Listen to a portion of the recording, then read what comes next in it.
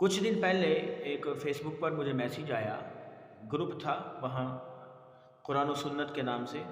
اس میں الحمدللہ ہم کئی جو ایڈمن ہیں وہ ایڈ ہے اس میں، اور جو کوئی سوال کرتا ہے ہم الحمدللہ فی البدی اس کا جواب ہی دیتے ہیں۔ اس میں ایک مرزا کا پیروکار آیا اور آ کر کہنے لگا کہ شان معاویہ رضی اللہ تعالی عنہ کے بارے میں تو کوئی صحیح حدیث ہے ہی نہیں ہے۔ میں نے کہا کوئی حدیث نہیں ہے؟ کہتا نہیں ہے۔ میں نے کہا سیاستہ کو مانتے ہو؟ کہتا مانتا ہوں۔ تو میں نے کہا کبھی پڑھ بھی لیا کرو؟ کہتا پڑھا نہیں ہے۔ میں نے کہا پڑھو تو صحیح، اندر شان معاویہ کی حدیثیں موجود ہیں۔ کہتا اچھا اب پڑھوں گا۔ میں نے کہا اچھا اس کا مطلب پڑھی نہیں ہے، ابھی پڑھو گے پھر؟ اور بات پہلے کر رہا ہے کہ شان صحابہ میں کوئی اور شان امیر معاویہ میں کوئی حدیث مروی نہیں ہے۔ میں نے کہا اچھا لیکن پھر بھی اس سے آگے پھر وہ بحث کرنا شروع ہوا۔ بحث کرتے ہوئے کہتا اگر آپ کے پاس دلیل ہے تو قرآن سے ثابت کرو۔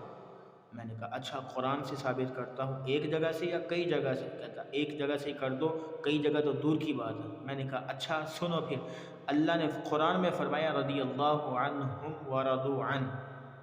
میں نے کہا اللہ سب صحابہ سے راضی اور صحابہ اللہ سے راضی۔ کہتا یہاں امیر معاویہ کا لفظ تو نہیں ہے۔ تو پھر کہتا نہیں آپ نے امیر معاویہ کا دکھانا ہے۔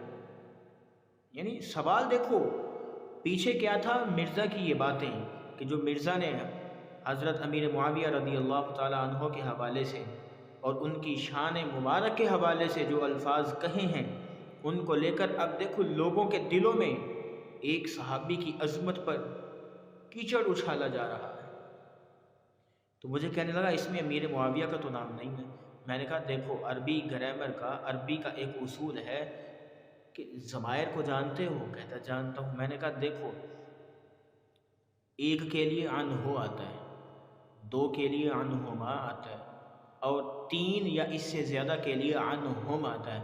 تو اللہ نے جو فرمایا رضی اللہ عنہم ورضوا عنہ، تو عنہم میں کیا صرف ابو بکر ہے؟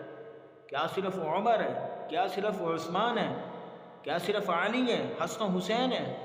باقی نہیں ہے؟ کہتا باقی بھی ہیں۔ تو میں نے کہا باقی میں امیر معاویہ بھی ہیں؟ کہتے نہیں۔ میں نے کہا کیوں؟ کہنے لگا جی یہ آیت اس وقت نازل ہوئی ہے جب ابھی حضرت امیر معاویہ اسلام میں داخل نہیں ہوئے تھے۔ میں نے کہا اچھا اگر یہی قاعدہ اور کلیہ ہے نا تیرا تو پھر اسی بات پر پکا رہے کہ اگر اس بات کو دیکھا جائے کہ امیر معاویہ کی اسلام میں داخل ہونے سے پہلے یہ آیت نازل ہوئی ہے، اس لیے آپ امیر معاویہ کو عنہم میں شامل نہیں کرتے۔ تو میں نے کہا کیا یہ قاعدہ اور کلیہ صرف حضرت امیر معاویہ کے لیے ہے یا باقی صحابہ کے لیے بھی ہے؟ کہتا نہیں۔ کہتا کیا مطلب بات کا؟ میں نے کہا کہ دیکھو اگر یہ آیت کا نزول پہلے ہے اور امیر معاویہ کا اسلام میں دخول بعد میں ہے، تو پھر میں نے کہا رسول اللہ صلی اللہ علیہ وسلم کی مبارک زندگی کے آخری لمحات اور آخری وقت میں جس صحابی نے اسلام قبول کیا اور مقام و درجہ صحابیت پر فائز ہوا، اس صحابی کو اس آیت کے اندر شامل کیا جائے گا کہ نہیں کیا جائے گا؟ کہتا کیا جائے گا۔ میں نے کہا کیوں؟ کہتا کیونکہ صحابہ میں شامل ہے تو عنہم میں شامل ہوگا۔ تو میں نے کہا جب ایک بندہ اسلام قبول کر کے نبی صلی اللہ علیہ وسلم کے آخری عمر کے حصے میں اسلام میں داخل ہو اور وہ اس آیت کے حصے رضی اللہ عنہم میں ہم میں شامل ہوتا ہے، تو پھر ایسی کون سی بات ہے، ایسا کون سا کام ہے جو حضرت امیر معاویہ رضی اللہ تعالی عنہ کو اس عنہم سے باہر نکال دیتا ہے؟ چپ ہو گیا، میری اس بات کا جواب نہیں دے سکا۔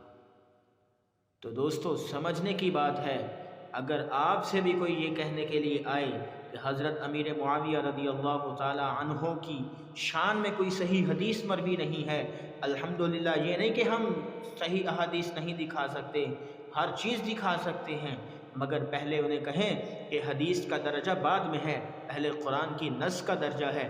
ہم آیت اور قرآن کی نص سے ثابت کرتے ہیں کہ حضرت امیر معاویہ سے اللہ راضی ہے اور امیر معاویہ خدا سے راضی ہیں۔